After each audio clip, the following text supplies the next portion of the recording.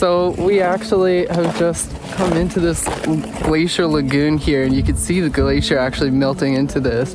And we are about to walk all the way up onto the glacier there. So last night worked out wonderfully. I ended up getting my meals in and I got to bed at a reasonable time. I am on my way to a bus stop right now. I'm gonna be doing a glacier hike today. I'm looking for a bus stop that I don't think is this actual bus station, and trying to look up an exact pinpoint like on Google Maps or something like that is kind of difficult. But there's like a horde of people lined up randomly on the street up here, so I think that's my stop. You know, you just drive left or right, like there is nothing in between. You can't get lost, you don't need a GPS. So it is, you know, rather hilarious, just one road. And again, connects those little towns, you know, in the countryside. If you guys live out of Reykjavik, well, then there is no... So we have just arrived at Skogafoss. It is absolute sheet ice out here, which is to be expected. There's tons of moisture in the air because of the waterfalls.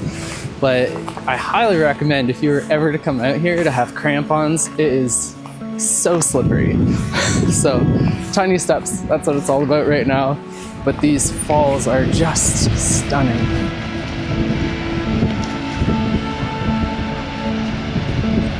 Funny making friends with people as we're all trying to not fall on the ice here.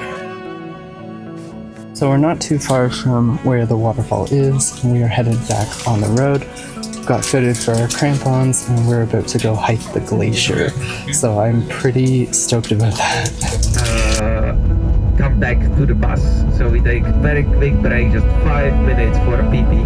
And if you can come back, and we will gear up, we'll give you the rest of the gear, we will put the spikes on, and we can go and have some. So we actually have just come into this glacier lagoon here, and you can see the glacier actually melting into this. And we are about to walk all the way up onto the glacier there. Honestly, it feels so otherworldly, very bizarre. And yeah, I'm pretty pumped.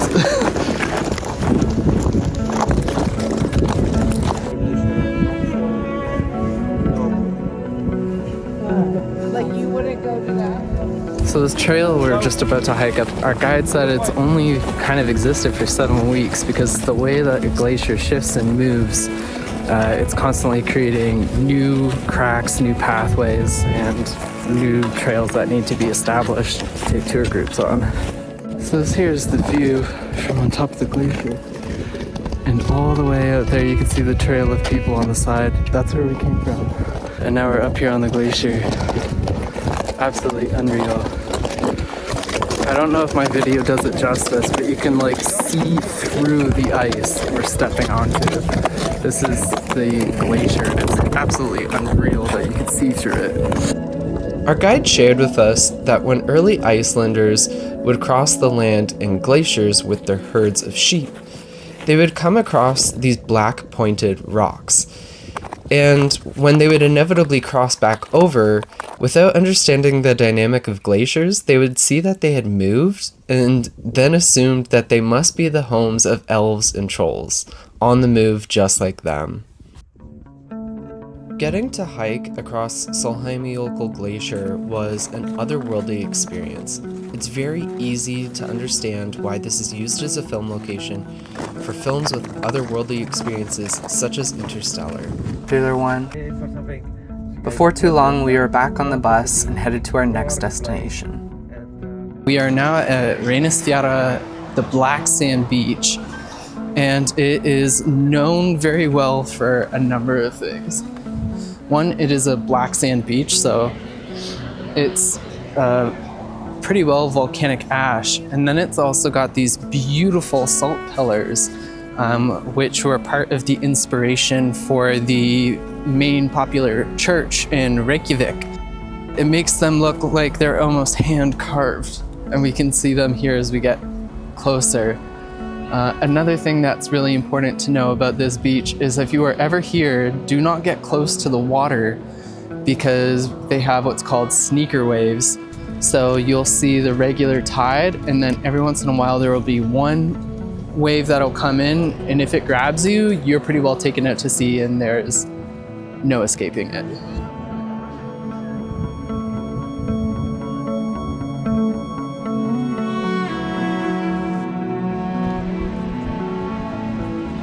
And last but not least, we have finally arrived to Seljalandsfoss. And this one is a very popular waterfall as well here in Iceland. It's quite massive, and there's also usually a trail in behind, but because of the winter conditions, that is closed off at the moment. Well, I have been dropped off from the bus and I'm on my way back to the hostel.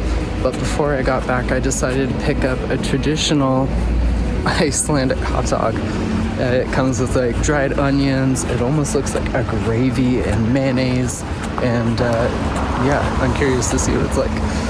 It's nice, very good. Definitely like a mayonnaise and like a mustard cream. Very good. Now, I know I've already shared some of the beautiful hostel I stayed at in Iceland. It was such a comfortable space to be able to relax, do some work, but also use as a hub to come back to in and out of adventures.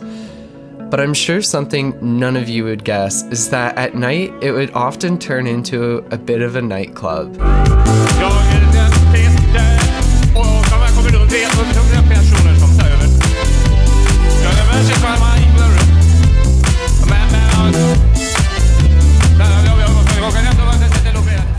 Well, that is all I have for this week. Thank you so much for following along. I know it's a bit of a shorter one, but the statistics also show me that you guys would prefer shorter content than longer at this point in time.